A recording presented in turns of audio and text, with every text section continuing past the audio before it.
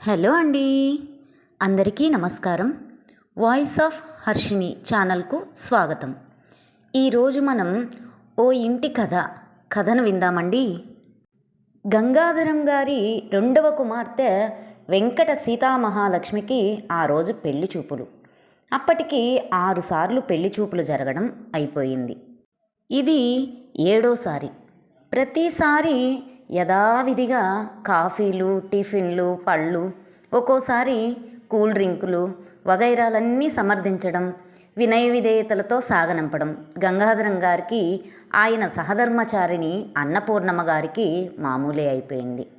అలాగే పెళ్లి చూపులకు వచ్చిన ఆ పెద్దలు అడగదగ్గవి, అడగకూడనివి కూడా అవసరాలను మించి అవకాశాన్ని జార విడుచుకోకుండా అమ్మాయిని అనేక ప్రశ్నలతో నిలదీసి చివరికి వెళ్లే ముందు ఇంటికి వెళ్ళాక ఉత్తరం రాస్తామని ఊరించి ఆటోలు పిలవమని పురమాయించి టాటాలు చెప్పి చక్కా పోవడం అలవాటే. గంగాధరం గారు 7వసారి కూడా ఆ అలవాటైన పద్ధతిలోనే పెళ్లి చూపుల ఏర్పాట్లకి సిద్ధం కాబోతున్నారు.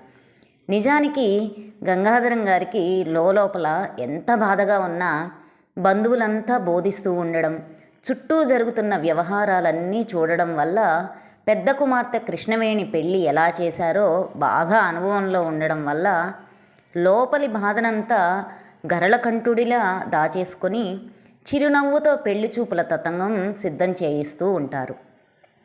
ఆడపిల్లను కన్ననాడే గుండె దిటువు, సహనం అలవర్చుకోవాలని తన పెద్దవాళ్ళంతా హితవులు చెప్తూ వచ్చారు.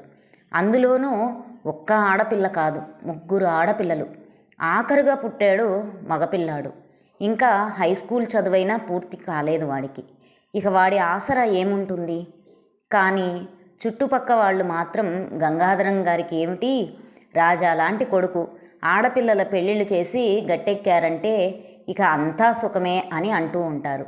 పెట్టిన ఖర్చంతా రెట్టింపు లాభంతో కొడుకు పెళ్లిలో తీసేసుకుంటారు అంటూ మరో 15 ఏళ్ల తర్వాత జరిగే అదృష్టాన్ని అరచేతిలో చూపించేస్తూ ప్రస్తుతం పడే అవస్థని అవలీలగా దాటేయమని సలహాలిస్తూ ఉంటారు.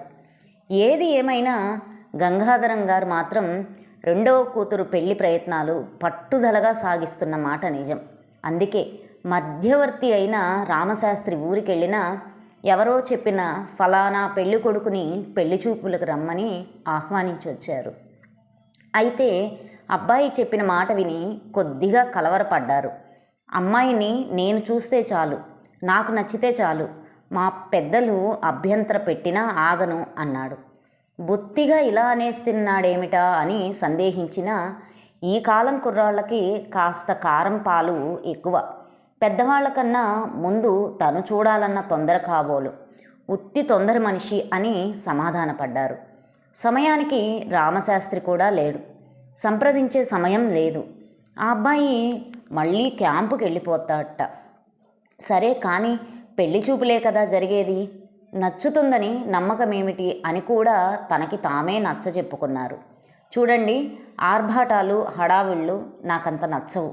సింపుల్గా మీ అమ్మాయితో 2 మాటలు మాట్లాడతా, టీలు టిఫిన్లు మర్యాదలు అంటూ భరతనాట్యాలు చేయకండి అనేసరికి గంగాధరం గారు కనురెప్పలు చిట్లించి, అబ్బాయి ఏమిటి మరీ సినిమా డైలాగులు వదిలేస్తున్నాడు, బహుశా నాటకాల్లో వేసే అనుభవం ఏమైనా ఉంది కాబోలు, ఇవన్నీ ముందు మాటలే, తీరా పిల్ల వచ్చాక అతడు భీష్మించి అన్ని కోరికలు తీర్చాలంటాడులా ఉంది అనుకున్నారు. సరే నీ అభిమతం ప్రకారం కానిస్తాం బాబు అని చెప్తే ఇంటికి వచ్చి ఆ మర్నాటి పెళ్లి చూపులకి అప్రమత్తమయ్యారు. అబ్బాయి ఎంత వద్దన్నా కాస్త ఇల్లు సర్దుకోవడం, టీ బిస్కెట్లు లాంటి ఏర్పాట్లు చేశారు. అనుకున్న టైంకి సరిగ్గా వచ్చాడు అబ్బాయి. చాలా సింపుల్గా, అంతకన్నా జెంటిల్మెన్ అమ్మాయిని 2 ప్రశ్నలు మాత్రం వేశాడు. ఆ తర్వాత మరింత సిన్సియర్గా, మీ అమ్మాయి నాకు నచ్చింది, మీ అమ్మాయికి కూడా నేను నచ్చితే మరింకేం ఆలస్యం అక్కర్లేదు, మీరు పెట్టదలుచుకున్నవన్నీ మీ అమ్మాయికి పెట్టుకోండి, అల్లుడిగా నాకేమీ ఇవ్వనవసరం లేదు అన్నాడు చిరునవ్వులు చిందిస్తూ. గంగాధరం గారికి స్పృహ తప్పుతున్నట్లు అనిపించింది. వెంటనే కుర్చీ చేయి గట్టిగా పట్టుకొని నిలదొక్కున్నారు. అన్నపూర్ణమ్మ గారికి చెవుల్లో ఏదో హోరు వినిపించి తలుపు ఆసరాగా పట్టుకున్నారు. వెంకట సీతామహాలక్ష్మికి కూర్చున్న కుర్చీ గాలిలో తేలిపోతున్నట్లు తోచి కాళ్లతో నేల మీద గట్టిగా అదిమిపెట్టింది. వాళ్ళ పరిస్థితి ఇలా ఉండగా, చూడండి, మరొక విషయం. పెళ్ళి ఎంత నిరాడంబరంగా జరిగితే అంత సంతోషిస్తాను. రిజిస్టర్ మ్యారేజ్ నాకు మరీ ఇష్టం. మా పెద్దలు ఒప్పుకోకపోయినా నేను లెక్క చేయను, ఎలాగో ఒప్పిస్తాను. అందుకని మీరు మా తల్లిదండ్రులకి ముహూర్తాల గురించి తెలియజేయండి. లేదా మీరు ఎలా చేయాలనుకుంటున్నారో అదే చెప్పండి. ఇదిగో మా నాన్నగారి అడ్రస్ అంటూ జేబులో నుంచి ఓ కాగితం తీసి గంగాధరం గారికి ఇచ్చి, వస్తాను మరి అని లేచాడు. గంగాధరం గారు ఆ అబ్బాయిని ఎలా సాగనంపారో, అన్నపూర్ణమ్మ గారు ఎలా ఇంట్లోకి వెళ్ళగలిగారో కానీ సీతామహాలక్ష్మికి మాత్రం వెంటనే కుర్చీలోంచి లేచి పక్కనే ఉన్న సోఫాలో పడిపోయింది. 7వసారి పెళ్లి చూపులు ఆ విధంగా జరిగి ఉంది. ఇంచుమించు ఇంట్లో అందరి మతులు పోయినా ఏం చేయాలో తోచక అయోమయావస్థలో ఉండగానే ఉరవని పిడుగుల రామశాస్త్రి ఊరి నుంచి ఊడిపడ్డాడు.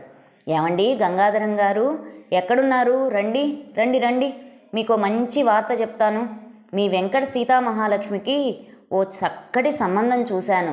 అందుకే నాకు ఇంకా 2 రోజులు మా ఊళ్ళో పనులున్నా వదిలేసుకొని ఆగమేఘాల మీద పరిగెట్టుకొచ్చాను అంటూ రామశాస్త్రి గంగాధరం గారి ఇంట్లోకి అడుగు పెడుతూనే అదరగొట్టేశాడు. గంగాధరం గారు మెల్లగా లోపల నుంచి వచ్చి, కూర్చోండి శాస్త్రి గారు, నేను మీకో వార్త చెప్పాలి. శాస్త్రి గారిని కూర్చోబెట్టి జరిగిన విషయం అంతా చెప్పారు. అని, ఏమిటండి గంగాధరం గారు, మీకేమైనా మతుందా? మరీ ఇంత తొందర ఏంటండి? నేను రాకుండా ఎవడో జులాయి గాడిని తీసుకువచ్చి అమ్మాయిని చూపిస్తారా అని ఎగిరిపడ్డాడు. జులాయిగాడా? ఆశ్చర్యంగా చూశారు గంగాధరం గారు. ఇంకా మెల్లిగా అడుగుతున్నారా? ఆ కుర్రాడు వాళ్ళ అమ్మా నాన్నలు అసలు చూడక్కర్లేదన్నాడా? కట్న కానుకలు అసలే అక్కర్లేదన్నాడా? పైగా రిజిస్టర్ మ్యారేజ్ మరీ మంచిదన్నాడా? అయ్యో అయ్యో, ఇంతకన్నా విపరీతమైన మోసం ఇంకేమిటి? జులాయి వెధవ కనుకనే పెళ్ళి ఎంత తొందరగా చేస్తే అంత మంచిదన్నాడు. ఆ అడ్రస్ కూడా ఎంత అబద్ధమో, ఎవరిదిచ్చాడో. అమ్మో, ఎంత మోసం ఎంత మోసం! గంగాధరం గారు, మీ వంశం ఎలాంటిదండి? నిప్పు కదండి. నిప్పు వివాహం అంటే ఎలా జరగాలి? పెద్దమ్మాయి పెళ్ళి ఎలా జరిపించారు? ఎన్ని లాంఛనాలు, ఎన్ని వేడుకలు, ఎన్ని తంతులు, ఎంత దివ్యంగా చేశారు! వివాహం అంటే అందరి ఆశీస్సులతో చేయాలి. 1000 ఏళ్ళు వర్ధిల్లాలండి ఆ దంపతులు. ఇదిగో చూడండి గంగాధరం గారు, ఇదేదో మోసమే. వాడు ఒక ఏడీగాడై ఉంటాడు. లేదా జులాయి తిరుగుళ్ళు, రేసు కోర్సులు గట్రా ఉన్నాయేమో. అమాయకులని మిమ్మల్ని మోసం చేసి నిక్షేపం లాంటి పిల్ల గొంతు కోద్దామనుకుంటున్నాడు. పదండి వాడి అంతు తేలుద్దాం అంటూ కండువా దులిపి భుజం పైన వేసుకొని అపర చాణుక్యుళ్ళ బయలుదేరుపుతున్న రామశాస్త్రి గారిని ఆపి, ఎందుకు రభస? అతను క్యాంపుకి వెళ్ళి ఉంటాడు. రాగానే మా అమ్మాయికి నచ్చలేదు, మాకు ఈ పెళ్ళి ఇష్టం లేదని చెప్పేస్తాను అన్నారు గంగాధరం గారు. అది పెద్ద మనిషి తరహా అంటే. అయినా వాడిచ్చిన అడ్రస్ ఇలా ఇవ్వండి, అసలు వాళ్ళెవరో ఏమిటో ఆరా తీద్దాం అంటూ గంగాధరం గారు వద్దన్నా వినకుండా బలవంతంగా ఆ అడ్రస్ తీసుకొని, గొడవ ఏం చేయనులేండి, ఊరికే తెలుసుకుంటానంతే అంటూ హామీ ఇచ్చి, ఏమైనా సరే మీ సీతాలక్ష్మికి నెల తిరగకుండానే బ్రహ్మాండంగా పెళ్లి జరిపించకపోతే చూడండి అనేసి లేచి వెళ్ళిపోయాడు రామశాస్త్రి. నేను అప్పుడే అనుకున్నాను ఇదేదో గమ్మత్తుగా ఉందే అని. అన్నపూర్ణమ్మ గారి మాటలు పూర్తి కాకముందే, పోనీలే అంతా మన మంచికే అని తేల్చారు గంగాధరం గారు. సీతామహాలక్ష్మికి మాత్రం ఆ అబ్బాయికి రూపం కళ్ళల్లో మెదిలి, ఇది మోసం కాకుండా ఉంటే ఎంత బాగుండేది, ఆ మంచి, ఆ వినయం అంతా దగాయేనా అనిపించి నిట్టూర్చుంది. నిజంగా నెల రోజులు తిరగకుండానే వెంకట సీతామహాలక్ష్మికి పెళ్ళయింది. ధూమ్ధామ్గా జరిగింది. 50,000 కట్నం, పట్టుబట్టలు, వెండి కంచం, చెంబు, ఉంగరం కాక అప్పగింతల బట్టలు, ఆడపడుచు లాంఛనాలు, అత్తగారి లాంఛనాలు వెరసి 60,000 దాటింది. 30,000 చిట్ ఫండ్లో నుంచి, 12,000 ప్రావిడెంట్ ఫండ్లో నుంచి తీసుకొని మిగతా డబ్బు బంధువుల దగ్గర, మిత్రుల దగ్గర అప్పు చేసి మరీ ఘనంగా పెళ్లి చేశారు. ఎంతైనా గంగాధరం చెయ్యి గొప్పది. 2 ఆడపిల్లల పెళ్ళిళ్ళు ఘనంగా చేశారు అని చుట్టాలు మెచ్చుకున్నారు. సంతృప్తిగా గాలి పీల్చుకున్నారు గంగాధరం గారు, అన్నపూర్ణమ్మ గారు. సరే, అంతా బాగానే ఉంది. ఇంతకీ పెళ్లి కొడుకు ఎవరు? ఆజులాయిగాడే, ఆకేడీగాడే. మరి కట్నం తీసుకోనన్నాడు కదా, అయినా వాడికి పిల్లనివ్వనన్నారు కదా. అక్కడే ఉంది మన సగటు తెలుగింటి కథ. పెళ్లి కొడుకు రాంప్రసాద్ మంచి ఉద్యోగంలో ఉన్నాడు. అభ్యుదయ భావాలు జీర్ణించుకొని ఆచరణలో సాధించాలనుకొని కలలు కంటూ 6 ఏళ్ల నుంచి పెళ్ళంటే ఆడపిల్ల తండ్రిని అప్పుల పాలు చేయడం కాదని, ఆదర్శంగా వివాహం చేసుకొని అన్యోన్యంగా జీవితం సాగించాలని అతని ఆశ, ఆశయం అని తల్లిదండ్రులతో చెబుతూ ఉన్నాడు.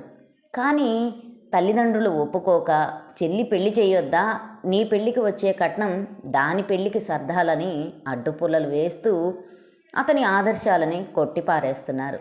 అందుకే రాంప్రసాద్ తల్లిదండ్రులకి చెప్పకుండా వేరే ఊరికి బదిలీ చేయించుకొని తనే సంబంధాలు స్వయంగా చూసుకోవాలనుకున్నాడు. అలాగే చూసుకుంటున్నాడు.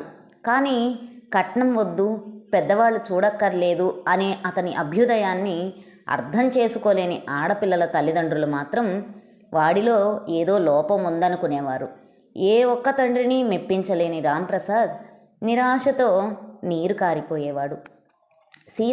మహాలక్ష్మిని కూడా నచ్చలేదంటే, ఛీ, ఈ సగటు మనుష్యుడింతే అనుకొని, నాన్న, నా పెళ్ళి నీ ఇష్ట ప్రకారమే కానివ్వు, నీకు కావలసినంత కట్నం అడుగు, ఫలానా వారి అమ్మాయి నాకు నచ్చింది, నువ్వు అమ్మ వెళ్ళి చూడండి అని చెప్పాడు.